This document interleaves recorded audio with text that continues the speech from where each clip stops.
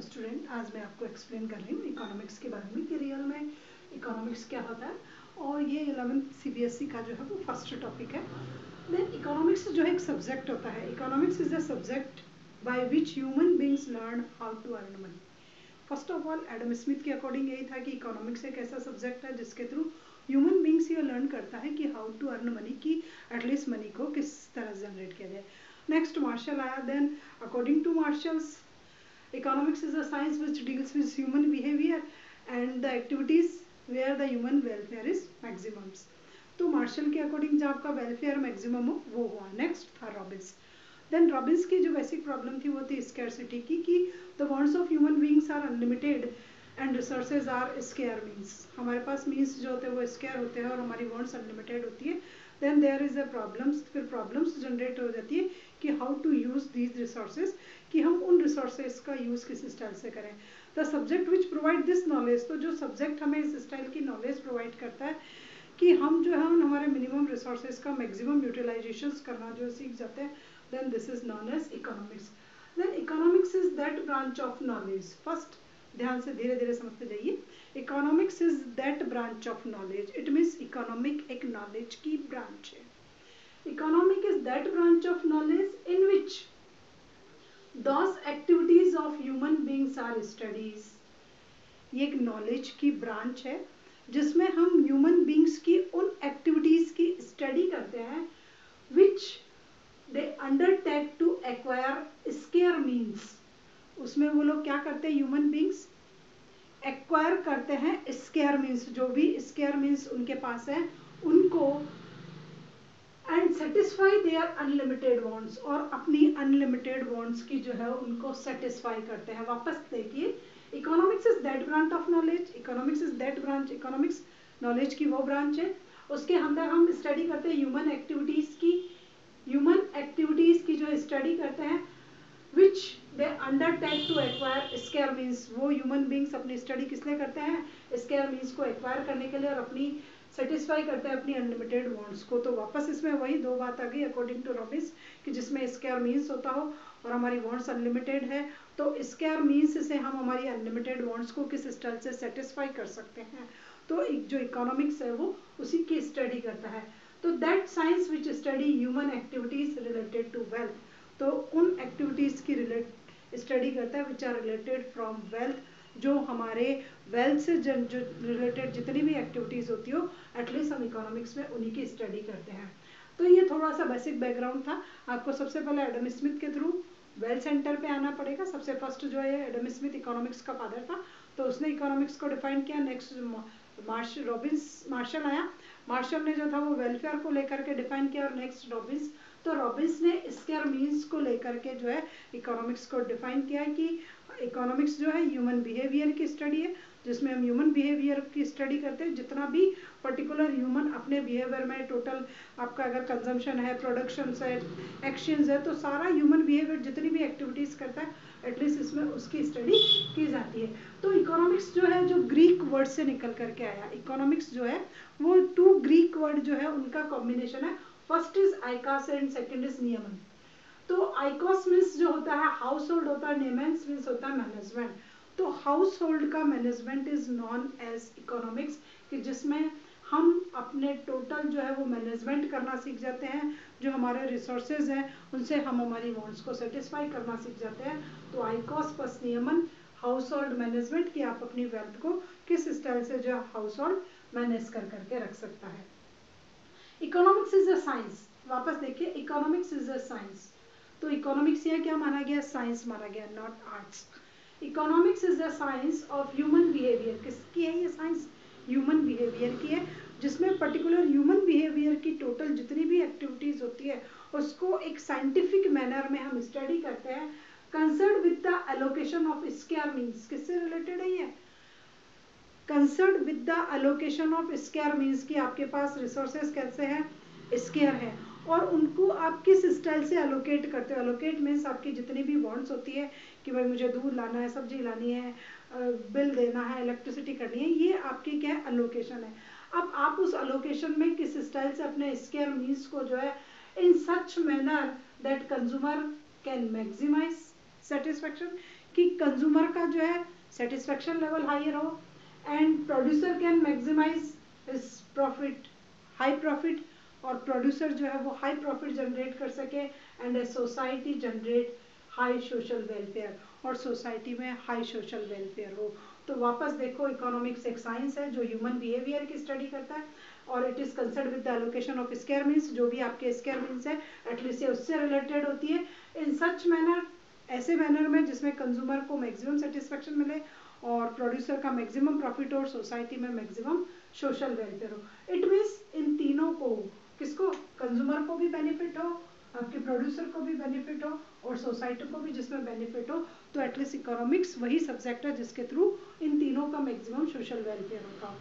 अब आता है, ये तो हो गया इकोनॉमिक्स से रिलेटेड। अब what do mean by scarcity? Scarcity means होता है लोअर, बहुत ही लोअर क्वांटिटी में अवेलेबल हो।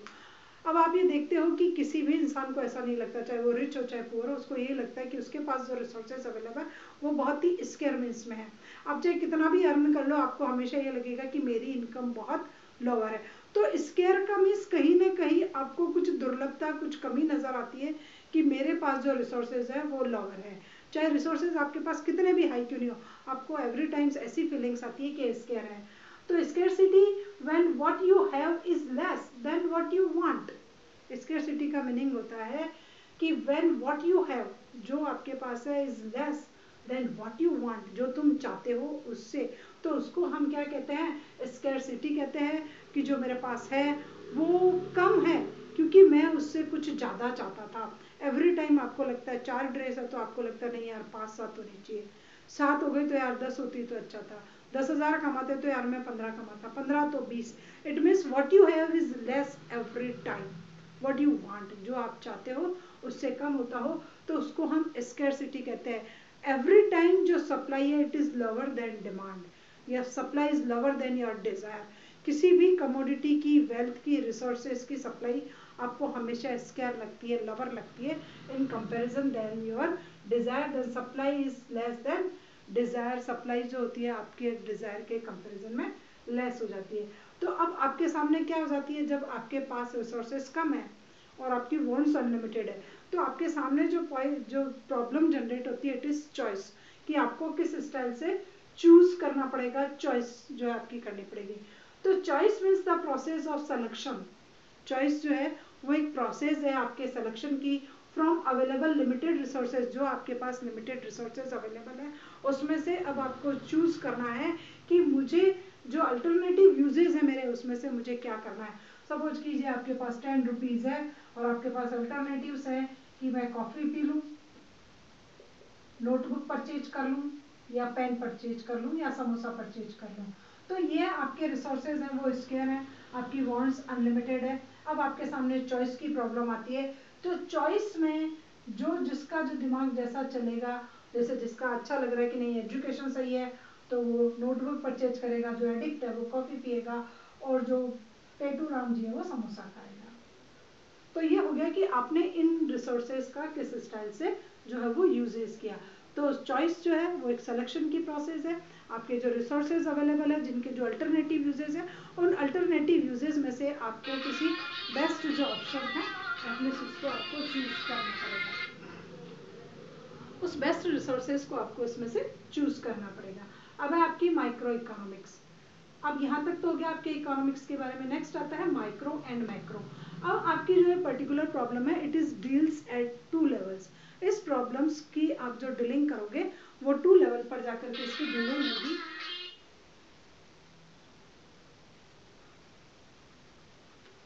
इस प्रॉब्लम की जो डीलिंग होगी वो आपकी 2 लेवल पर होगी। First is your micro level and second is your macro level. तो ये जो प्रॉब्लम्स है आपकी स्कैरसिटी की, चॉइस की, और आपके जो भी रिसोर्सेज है उनके बेटर यूटिलाइजेशन की, तो हम 2 लेवल लेते हैं, माइक्रो एंड मैक्रो। तो ये इकोनॉमिक्स की एक ब्रांच है जिसके थ्रू आप स्टडी करते हो, आपकी जो भी पर्टिकुलर प्रॉब्लम होती है उनको सॉल्व करने के 2 लेवल हैं। First is micro and second is macro. Then micro is deals with individual. Micro का लेवल जो होता है वो स्मॉल होता है, इंडिविजुअल से रिलेटेड होता है, पर्टिकुलर पर्सन से रिलेटेड होता है, पर्टिकुलर कमोडिटी से होता है, एक स्मॉल एरिया की प्रॉब्लम से रिलेटेड होता है। तो माइक्रो में जिन भी प्रॉब्लम्स को सॉल्व किया जाएगा, जो कंपोनेंट्स उसमें यूज होंगे, जो वेरिएबल उसमें यूज लिए जाएंगे, वो स्मॉल लेवल पर होंगे. Then micro is related from the individual level. इसको हम कहते हैं इंडिविजुअल और स्मॉल लेवल से रिलेटेड होती है. Micro is generate from the Greek word micros. Micro का जो शब्द है वो ग्रीक वर्ड से आया है, माइक्रो से, और उसका मीनिंग होता है स्मॉल, छोटा. माइक्रो का मीनिंग होता है स्मॉल. तो इसमें जो स्टडी की जाती है, जो कंपोनेंट्स जो सिस्टम में यूज किए जाते हैं, या जो कंपोनेंट्स इसमें स्टडी किए जाते हैं, these are the very slow, very lower और स्मॉल इन द क्वांटिटी और एरिया. दोनों में ही ये जो होते हैं स्मॉल होंगे, चाहे वो क्वांटिटी में ले लो, चाहे वो एरिया वाइज में ले लो. तो components of system are study is very small, बहुत होंगे. एंड डील्स विथ डिवीजन, इसको हम डिवाइड कर करके स्टडी करेंगे. सपोज कीजिए आपको इस एरिया की स्टडी करनी है, तो आपने इस एरिया को स्मॉल स्मॉल पार्ट में डिवाइड कर दिया, और अब आप स्लोली स्लोली स्टडी करते हो. सबसे पहले आपने इस स्मॉल पार्ट की स्टडी की है, छोड़ दिया. फिर आपने इस स्मॉल पार्ट्स की स्टडी की है, तो आपने छोड़ दिया.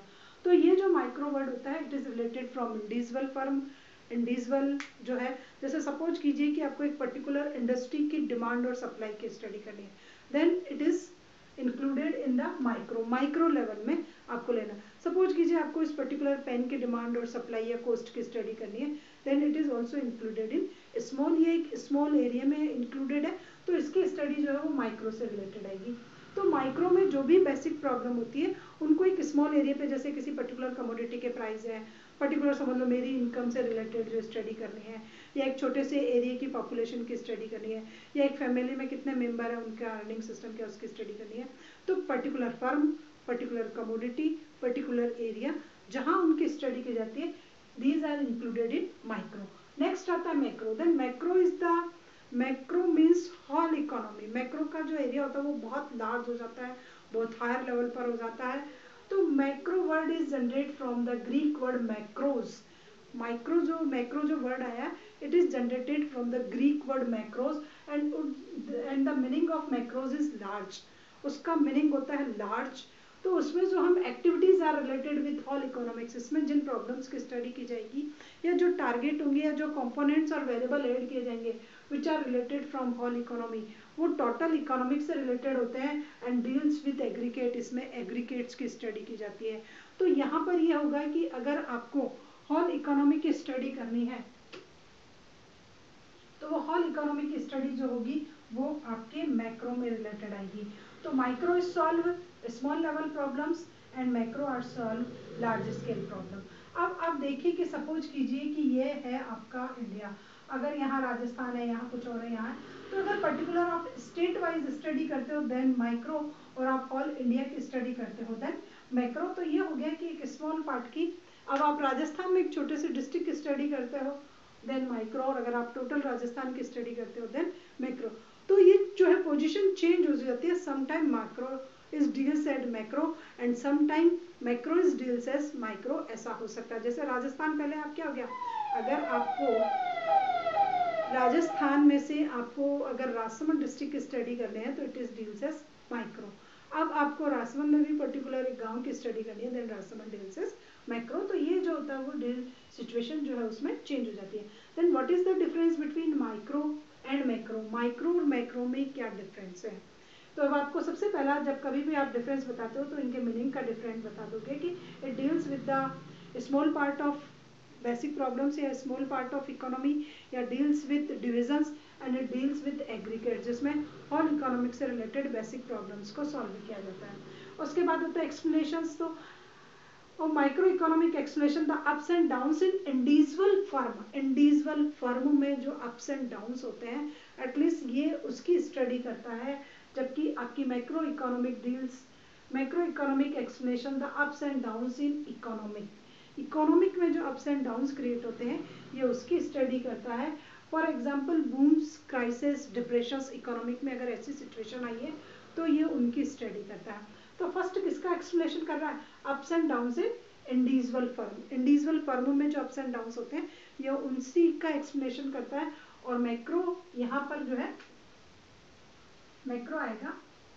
मैक्रो जो है वो किसकी स्टडी करता है, ups and down but in economy. Economic में जो होता है for example boom and crisis. Second आता है रिलेशन, किसका रिलेशन किससे है, तो it is related to determination of price and output of एक इंडिविजुअल फर्म। ये किससे रिलेटेड है, it is related to determination the price and output of an individual firm. एक इंडिविजुअल फर्म है, आपको उसके प्राइस और उसके आउटपुट को डिटर्मिनेट करना है, ये उससे रिलेटेड है। जबकि it related the wide income analysis of all economy, पूरी इकोनॉमिक का जो जनरल प्राइस लेवल होता है उससे स्टडी करता है। पूरी इकोनॉमिक में जो जीडीपी होती है उसकी लिंक उससे होती है, नेशनल इनकम से होती है। तो इसकी जो है लिंक बहुत हायर लेवल पर होती है। किससे होगी, जैसे ये पर्टिकुलर इंडस्ट्री का प्राइस बता रहा है आपको, तो ये प्राइस लेवल शो कर रहा है।